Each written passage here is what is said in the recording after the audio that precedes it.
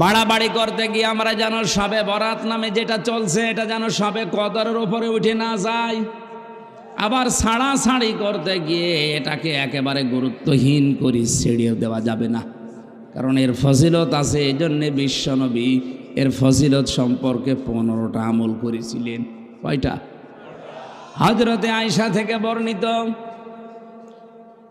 তিনি বলেন, আমি শাবান মাস আসলে দেখতাম বিশ্বনবী অন্য মাসের তুলনায় বেশি বেশি রোজা রাখতেন। আর যারা সবে বরাত করে হালুয়া রুটি খাওয়ার জন্য ব্যস্ত হয়ে আছেন, পুরা মাসে আপনি কয়টা রোজা রাখেন বলেন তো দেখি। আর তো এইটাই তো আসল সুন্নত এই মাসের। আপনি রোজা রাখার খবর নেই, কারণ এটা রাখলে কষ্ট হবে। এদিকে নেই হালুয়া রুটি খাবার আছে।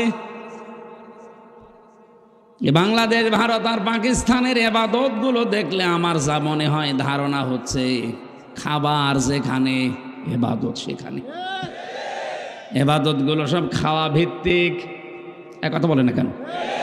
সবে বরাতে যারা খালি খাওয়া খাওয়া করে, সবে কদরে খাওয়া, সবে মেরাজে খাওয়া, পয়লা বৈশাখ নাম করে খাওয়া, বিশ্ব ভালোবাসা দিবসেও খাওয়া, এরপরে খাওয়া বানিয়েছে মানুষ মরে গেলে খাওয়া, জন্ম নিলে খাওয়া, মুসলমানিতে খাওয়া।